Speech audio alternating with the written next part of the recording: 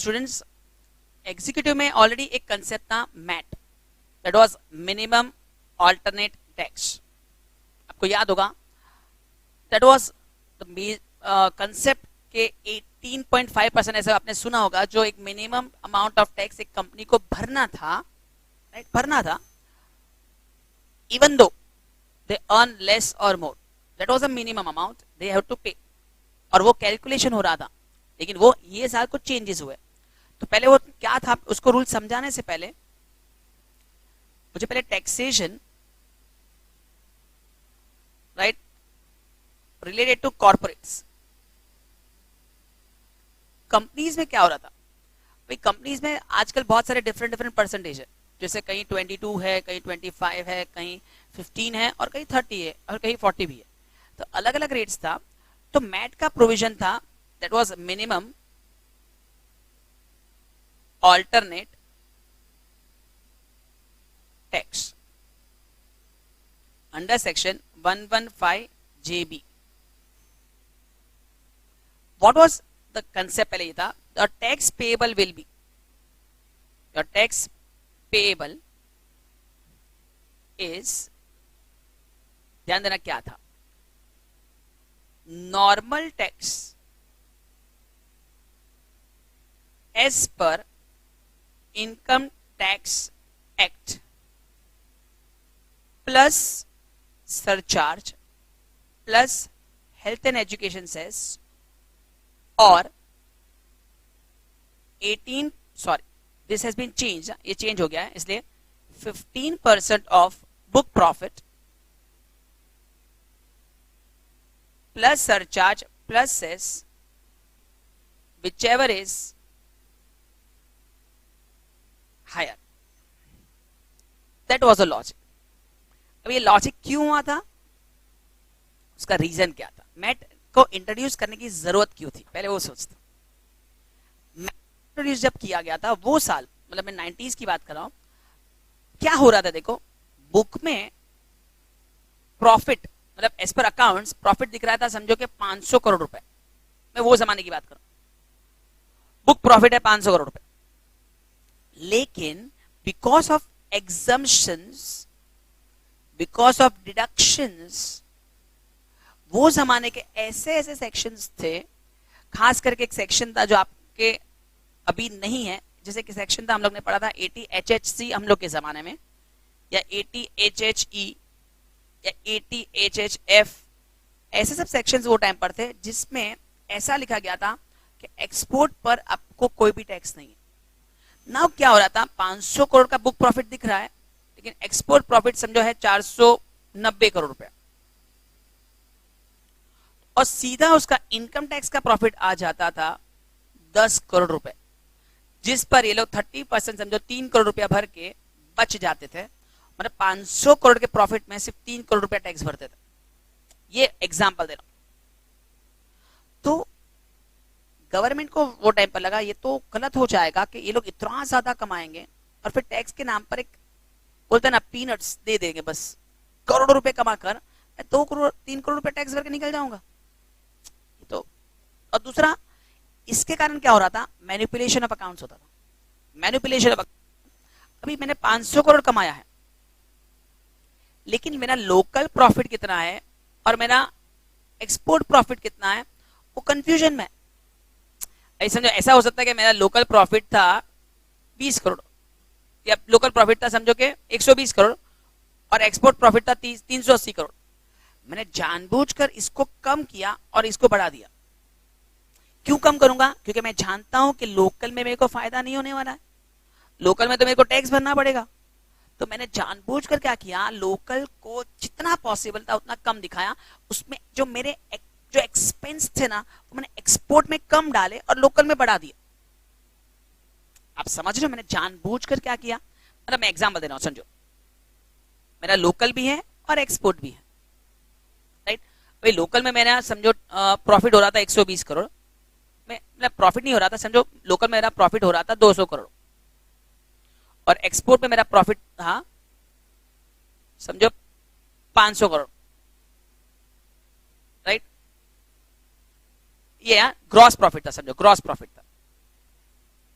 अभी मैंने total expense वाले में कितने हुए, समझो मेरे एक्सपेंस हुए टोटल 200 करोड़ रुपए।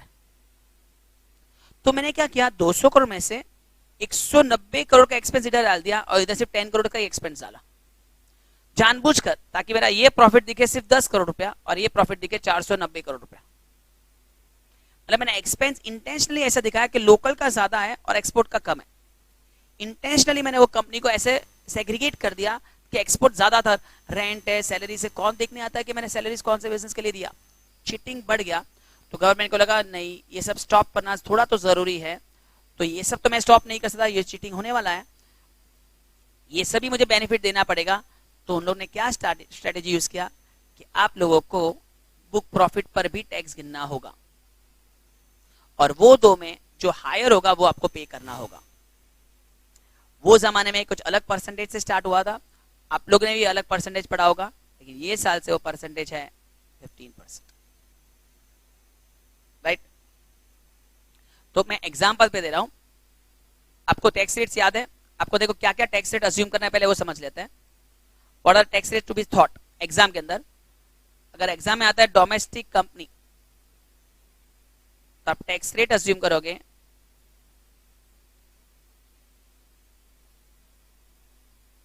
मैं ऐसे, हाँ टैक्स रेट अज्यूम करोगे 30% और फॉरेन कंपनी आएगा तो आप टैक्स रेट अज्यूम करोगे 40%। अगर डोमेस्टिक कंपनी में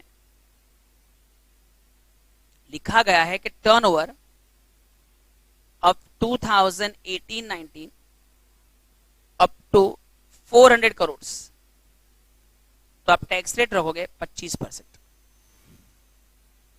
वापस डोमेस्टिक कंपनी का टैक्स रेट 30%, फॉरेन कंपनी का टैक्स रेट 40%। अगर डोमेस्टिक कंपनी का turnover in 18-19 is up to 400 crore तो tax rate 25%। Surcharge for domestic, surcharge for foreign. Surcharge if net taxable income up to 1 crore,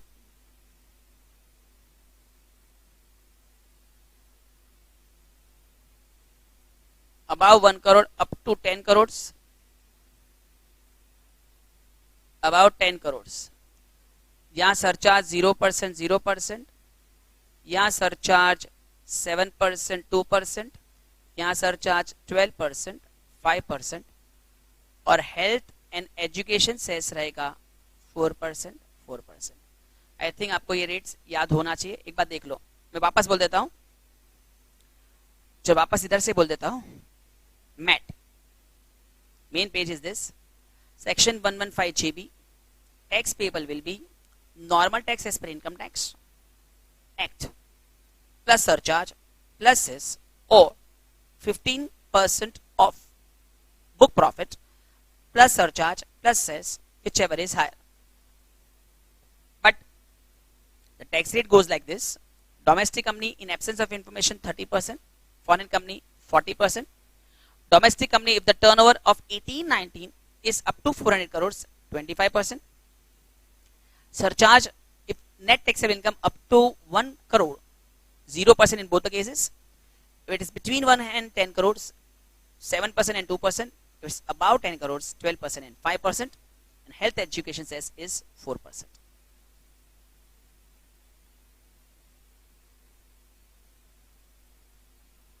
ठीक है,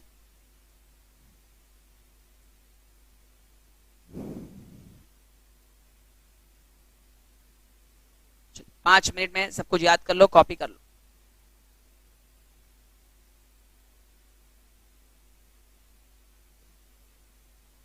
ये पेज 1 है, ये पेज 2 एक बार ठीक है, खाली एग्जांपल है। पेज 3 रेट्स है।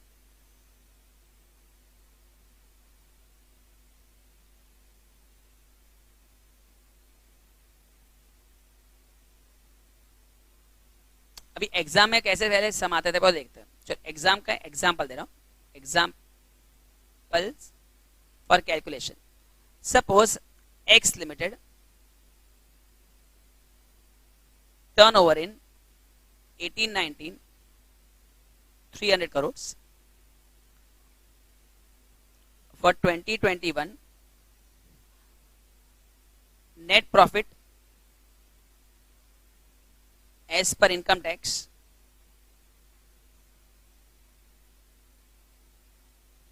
90 lakhs, 90 lakhs नहीं रखते, 50 lakhs, and net profit या book profit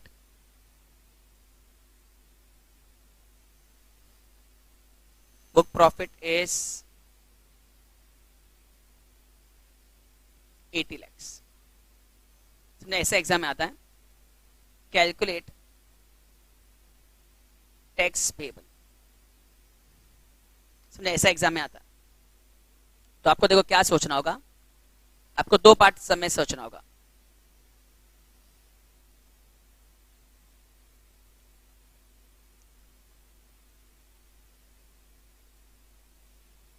आपको दो पार्ट करना है. पहले पार्ट में tax as per income tax. तो आपका कितना है प्रॉफिट, आपका नेट टैक्सेबल इनकम है 50 लाख. तो आपका टैक्स आएगा 50 लाख का 15%, दैट इज 7.5 lakhs. क्यों 15%? क्योंकि उसका 50 लाख का 15% नहीं, 25%, 25%, दैट इज 12.5 lakhs. राइट है, 12.5 lakhs. क्यों 12.5 lakhs? क्योंकि आपका टर्नओवर 400 करोड़ से नीचे था 18-19 में. आपका टर्नओवर 400 करोड़ से नीचे था 18-19 में, इसलिए आपको सिर्फ 25% टैक्स. इसमें आपको ऐड करना होगा सरचार्ज, लेकिन ये सब में एप्लीकेबल नहीं है. और इसमें आपको ऐड करना होगा 4% हेल्थ एंड एजुकेशन सेस. तो 12.5 का 4% ऐड करो,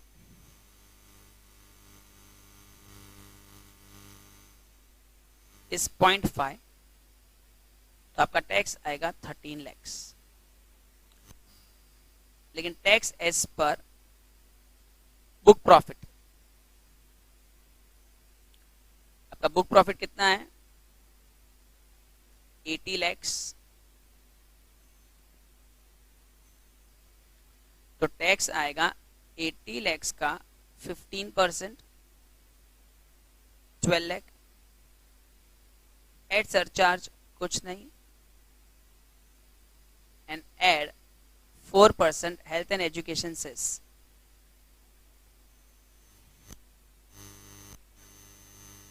हाँ, 4% इज 0.48. आपका टैक्स आएगा 12.48 lakhs. हेंस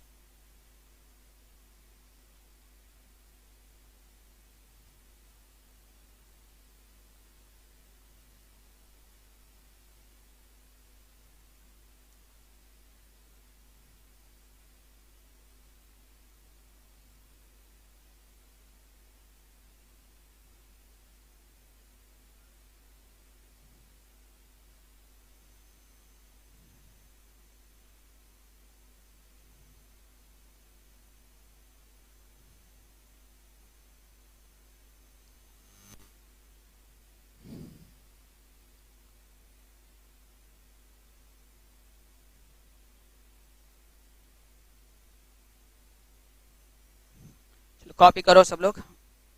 चलो स्टार्ट करें. चलो स्टूडेंट्स, अभी हम लोग कुछ मॉड्यूल का पढ़ लेते हैं. Minimum alternate tax. The rational behind introducing MAT provision is provided in the explanatory memorandum to the Finance Bill 2000, which was to levy tax on companies paying zero or nominal tax. मतलब उन लोग को मैं target करना था, या तो वो लोग टैक्स भरते ही नहीं थे या तो बहुत कम भरते थे. While having considerable book profit, मतलब बुक में बहुत प्रॉफिट दिख सकता है लेकिन टैक्स के मामले में बहुत छोटा. It was observed by the lawmakers that many companies were showing huge profits in the statement of accounts P&L में, in the AGM of the shareholders distributing huge dividend. At the same time, these companies are not declaring income as per income tax. मतलब profit बहुत, dividend बहुत, लेकिन tax कम. या कम तो छोड़ो, यहां लिखा नील तक हो सकता था. The variance in this profits as computed as per the Companies Act and by the Income Tax Act. मतलब एक साइड इनकम टैक्स था, एक साइड कंपनीज था. Mainly because of the rate of depreciation under the two acts. पहले depreciation के rates अलग अलग थे, राइट. मतलब कंपनीज का अलग रेट है और कंपनीज स्ट्रेट लाइन फॉलो करता था, इनकम टैक्स WDV फॉलो करता था. ये सबसे बड़ा एक रूल था वो टाइम पर, which was the main reason for the mismatch. Time while computing the total income under income tax, the depreciation was claimed as per income tax and taxable was computed as nil. मतलब ऐसे बहुत सारे reason, एक reason depreciation. The lawmakers felt that such companies which shows book profit under Companies Act and no income under income tax must be made to pay minimum tax.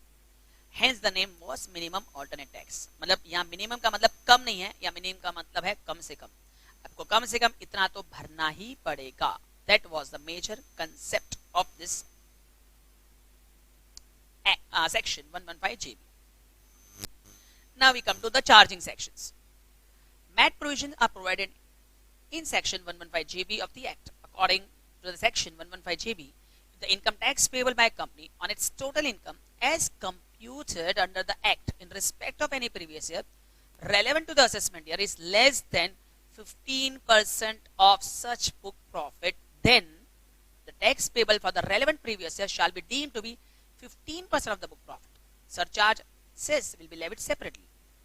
As per section 115JB, all companies having book profit under the Companies Act shall have to pay MAT at 15%, which is changed from 2019. All companies including foreign companies. बहुत जन को लगता था foreign companies नहीं आते, लेकिन yes, उन लोग को भी MAT के provision में है.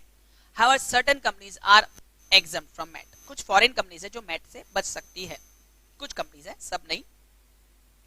तो पहले वो देख लेते हैं कुछ कंपनीज में कौन सी है. पहले वो देख लेते हैं कुछ कंपनीज में कौन सी है, दैट इज जिस पर मैट नहीं है. लेकिन वापस बोल रहा हूं, फॉरेन में, डोमेस्टिक में नहीं, फॉरेन में मैट नहीं है, उसकी conditions. The provision of this section shall not be applicable. मतलब 115JB will not be applicable to the following foreign companies. First, the assessee is a resident of a country or a specific territory with which India has double taxation avoidance agreement. That is DTAA, वो international का part है. And the assessee does not have any permanent establishment in India. मतलब India का country के साथ DTAA है, sorry हाँ, India का वो कंट्री के साथ DTAA है और वो कंपनी का इंडिया में कोई एग्जिस्टेंस नहीं है, तो नो मैट. और मतलब दूसरा कंडीशन, दो में से एक भी चलेगा. और the assessee is a resident of a country with which India does not have DTAA and the assessee is not required to seek registration under any law for the time being in force relating to the companies. मतलब कहने का मतलब वो India में ना agreement है, ना India में उसको कोई रजिस्ट्रेशन करना है, तो भी उन लोग के लिए मैट एप्लीकेबल नहीं है. कहने का मतलब उसको इंडिया में कुछ एग्जिस्टेंस ही नहीं है, तो उसको भी मैट एप्लीकेबल नहीं है. ना उन लोग को रजिस्टर्ड करना है, ना उसके साथ DTAA है, राइट. जनरली आप लोग को, मुझे नहीं लगता, फॉरेन कंपनीज का पूछना चाहिए. Foreign companies I don't think as a CS मुझे ये सब समझना जरूरी होता है. अभी आते हैं the rate of surcharge. In case of domestic income tax payable shall be the higher of the two amounts. Tax on total income, जो मैंने अभी जो बोला, higher of the two amounts मतलब ये दिस और दिस, ये दो में whichever is. Tax on total income computed as per the normal provision of income tax by charging special rates and normal rates applicable as increased by 7% if exceeds 1 crore and 4% says 12%, 10 crores 4% says. ये मैंने अभी table बना के दिया था, sorry table मैंने बनाया, आपने लिखा होगा, आई थिंक ये रहा, या 15% ऑफ बुक प्रॉफिट, राइट. ये उन्होंने डोमेस्टिक कंपनी के लिए लिया, फॉरेन कंपनी 15% में भी सेम. अगर बुक प्रॉफिट भी करोड़ के ऊपर गया, वो सेम लॉजिक रहेगा, सेम. अभी ये पूरा सेम रहेगा. यहाँ तक अभी आप सबको समझ में आया सब कुछ. उन्होंने इतना बड़ा लिखा, लेकिन अल्टीमेटली इज दिस. मतलब अगर चलो मैं ऐसा भी एक सम देता हूँ जिस पर ड्यूअल कंसेप्ट आ जाए, तो आपको समझ में आ जाएगा. ऐसा एक सम दे रहा हूँ, चलो ऐसा एक समझ रहा हूं, इधर ध्यान दो। बुक प्रॉफिट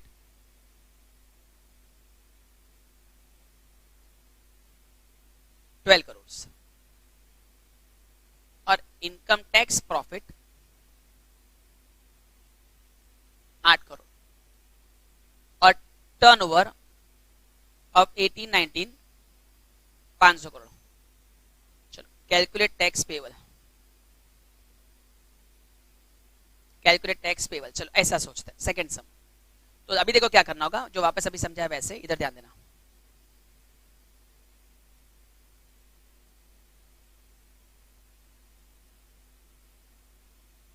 चलो ध्यान दो, एक साइड में लिख रहा हूं बुक प्रॉफिट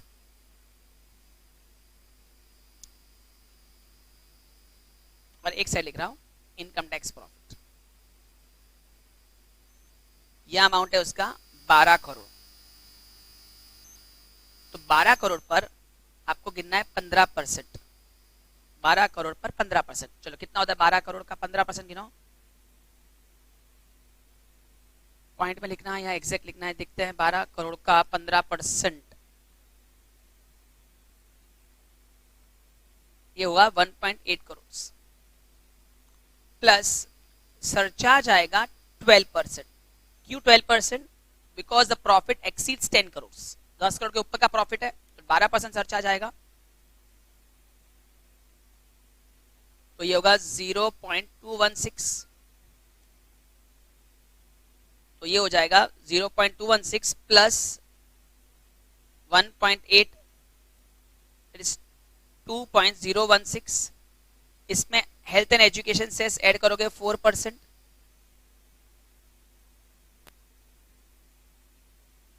कैसे बहुत ज्यादा पॉइंट में आ रहा है।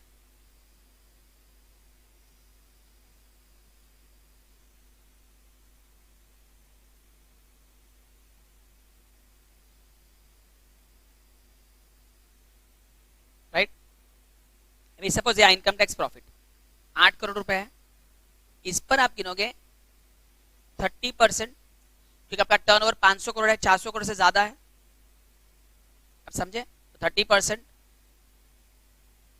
2.4 करोड़ जाएगा। अभी इस पर आप ऐड करोगे सर चार्ज 7% करोगे। क्यों 7% करोगे? द रीजन इज,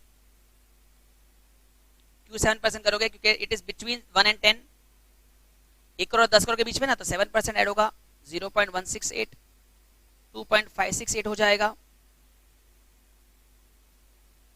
इस पर आप करोगे 0.04, आप ऐड करोगे 0.10272, तो आपका टैक्स आएगा 2.67072। मतलब फाइनली आपको टैक्स पेबल आएगा विल बी 2 करोड़ 67 लाख 2 करोड़ 67 लाख 7,200। मतलब 8 करोड़ में आपको 2 करोड़ के आसपास टैक्स आएगा। This way be the calculation. समझ में आया? कहने का मतलब समझा कि सरचार्ज आपको ऐड करना होगा। ठीक है, तभी समझा, ये सबका लॉजिक समझा। इसका भी स्क्रीनशॉट ले लो, कॉपी कर लो। चलो